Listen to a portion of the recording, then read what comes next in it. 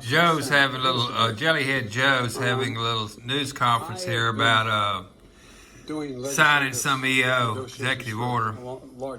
But if you'll notice after this question, he is not pointing at who is the reporter that's going to ask a question.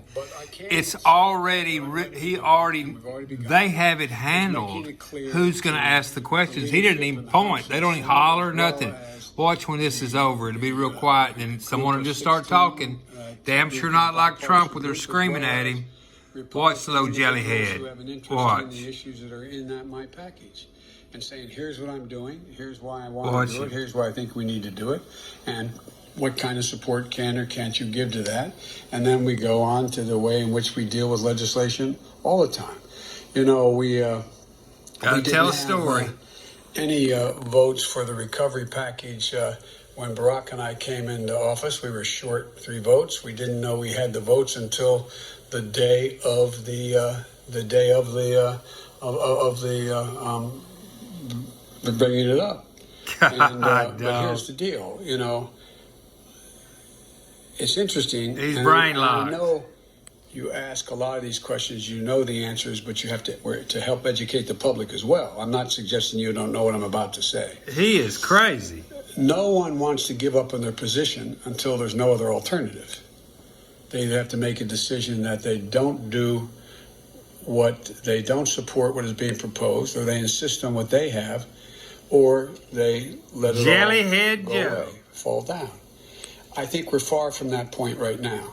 The decision to use reconciliation will depend upon how these negotiations go. And let me make clear about negotiations. I've always believed part of negotiation on the part of a president and or a chairman of a committee trying to get a major piece of legislation passed is about consultation. It's not enough for me just to come up to you and say, I like this, I expect you to support it.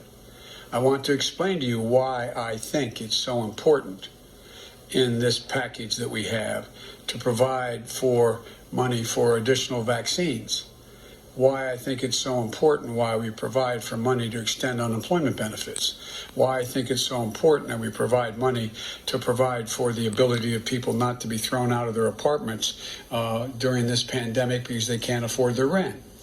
And to make the case to you why I think and what I think the priorities within this piece, we think the priorities are, I apologize. Stay over here, Joe. Within this legislation.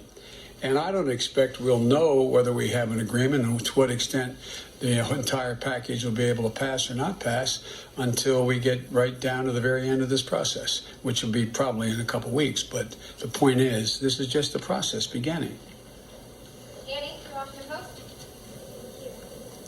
See, he doesn't even know who's going to ask questions. He doesn't point or nothing. They're all, it's a stage.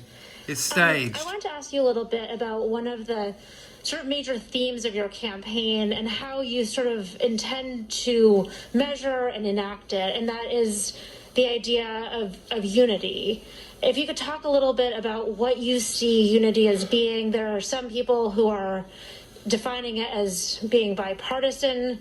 Others are saying it is what most of the people in the country, defined by some poll, might believe. Or any sort of number of, or perhaps it's 50 plus 1, or 50 plus 2, or 75%. So given that it is such a key part of your message and your promise, can you talk and reflect a little bit more about what is unity when you see it and as you define it? Come on, Joe. Several of the issues, the points you made. One is unity requires you to eliminate the vitriol. Make anything that you disagree with about the other person's personality or their lack of integrity or they're not decent legislators. That's enough of Joe. Jellyhead Joe. I wonder why he's not signing these EOs in the Oval Office, or is he permitted in there?